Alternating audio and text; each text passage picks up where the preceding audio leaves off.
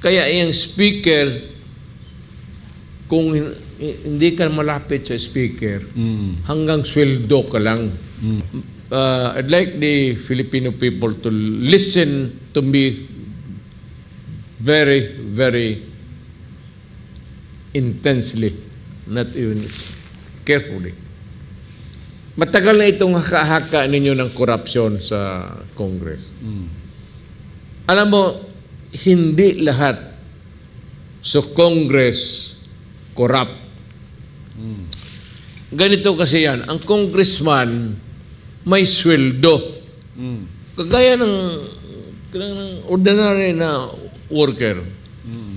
But in addition, yung tawag nilang pork barrel is yung projects ng congressman.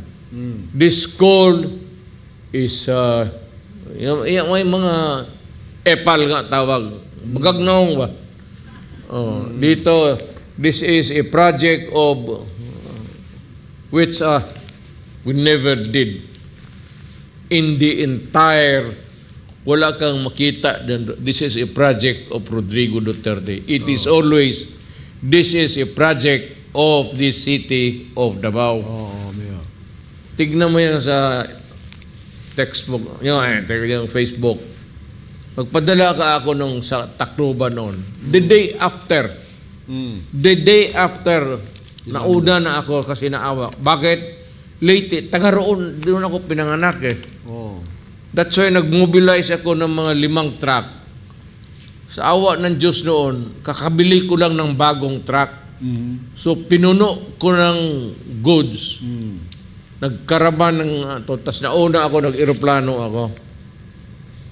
Nagpunta, ano ang nakalagay?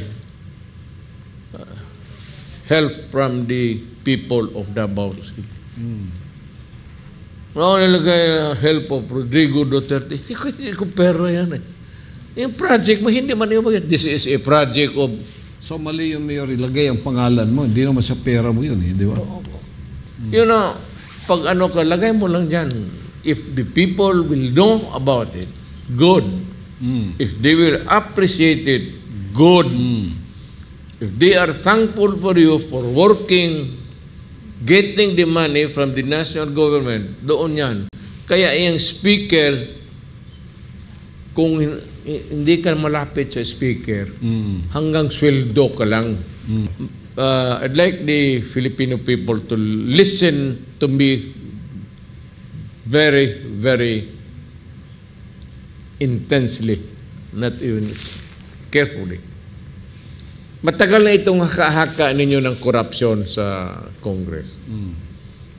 Alam mo, hindi lahat sa Congress corrupt. Ganito kasi yan, ang congressman